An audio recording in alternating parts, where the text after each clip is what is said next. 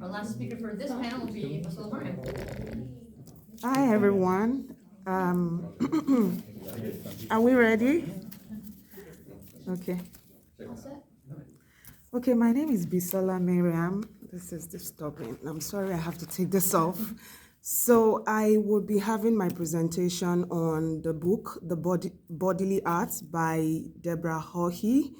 I hope I got the pronunciation correct. I find that book really interesting because it took me back to the classical world, and I kept reading and nodding and yes, this is it. So it was such an interesting piece, but beyond that it was interesting, it was stimulating in the sense that it made me think about some of the big ideas that we've talked about in class, and these big ideas are articulation theory, psychoanalytic theory specifically. And for my review, I will be, making reference to these two theories. So one argument that I want to make with my analysis is that modern theorists have continuously turned to everyday lives of people to conceptualize, the world.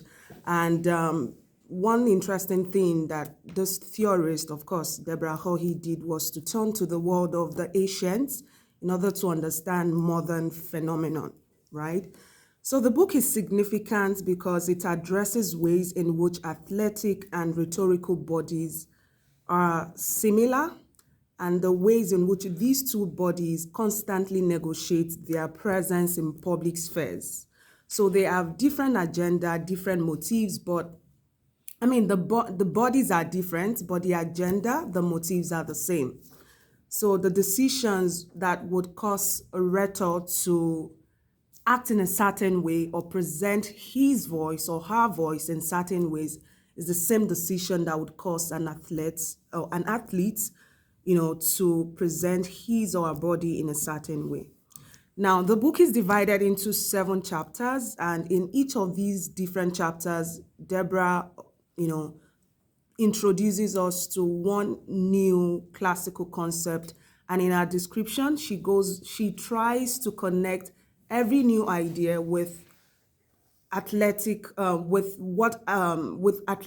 rhetorical bodies. In the sense, what I'm trying to say in essence is when she talks about one classical concept, she's quick to say, oh, this is the way in which these words or this concept relate to the ways in which athletes in the classical world presented themselves and the ways in which classical rhetoricians or orators presented themselves. So specifically in chapter 1, she introduced us to the classical concept called arete. Arete refers literally, is a Greek word which means honor. Now, when we think about the word honor, from what we know, honor relates to economic benefits or prize or reward for something done. Now, for the ancient Greeks, specifically the ancient Greek athletes, they got themselves involved in athletic events because they wanted arete, because they wanted honor, right? The same way the ancient orators would get themselves in political discussions. Why? Because they wanted recognition. They wanted reward. They wanted honor. So these idea or arete was one interesting concept Debra introduced in chapter 1. She did not only introduce arete, but the key idea, the key concept there was arete, and she kind of connected arete as a concept with some other classical concepts such as Argon. So Argon refers to struggle.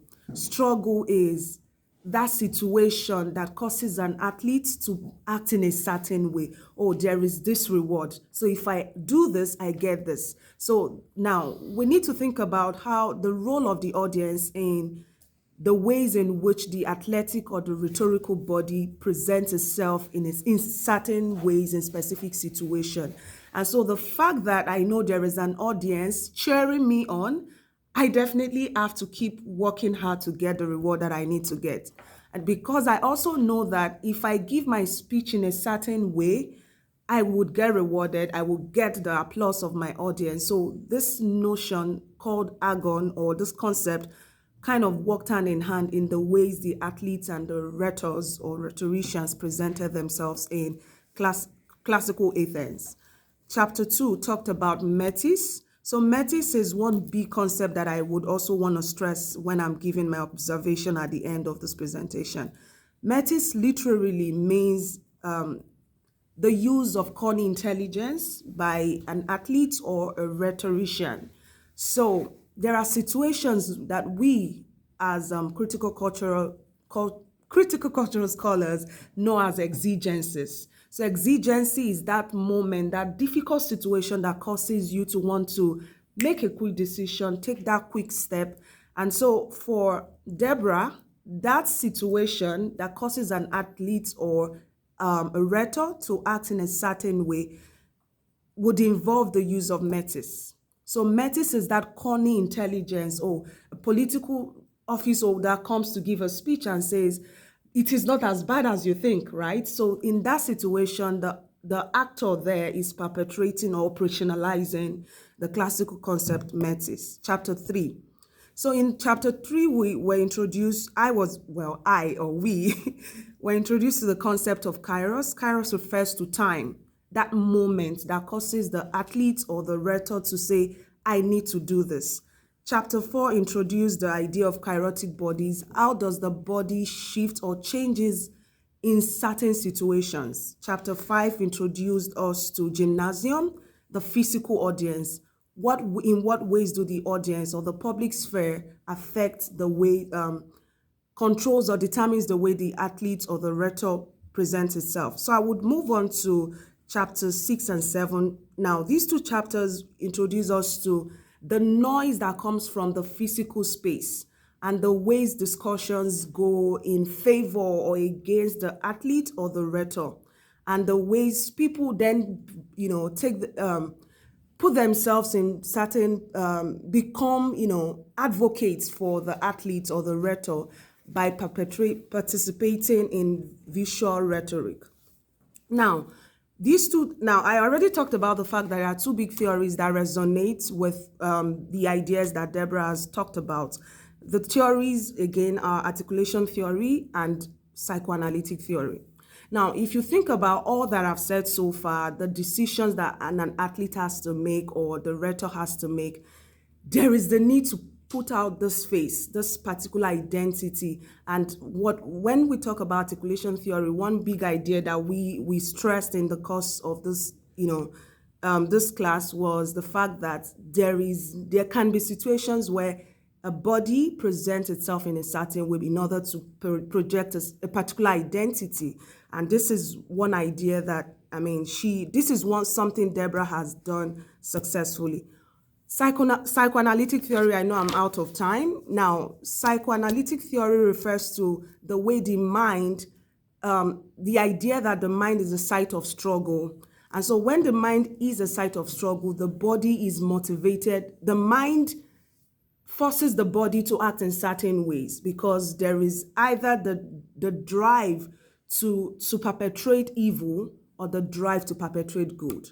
The drive for pleasure or the drive for pain. And that brings me back to the concept, these other concepts called that drive or that instinct that we already talked about in the course of this course. Lastly, I would like to add that two other books that we have talked about, two other, things we've talked about in this course that relate to some of the things Debra, shared in our book are the way Diana and the way Tyrant Matthew constantly had to negotiate their bodily presence, either in the world of sports as an athlete or in the world of politics as a politician. So there were political and athletic exigencies that caused Diana and Tyrant Matthew respectively to articulate and present themselves in certain ways. My observation, I would like to add that, from reading this book, some interesting ideas that I found here is how, pop culture has caused a lot of, if we look at the world of pop culture, there are many people out there who have continuously applied Metis, the use of corny intelligence, even without realizing it. Think about the articulation and the change of the body called Michael Jackson, right? Think about the ways the body called Beyonce has evolved, and we can think about several other examples. And lastly, I also want to relate this to my research interest on interpersonal violence and domestic abuse.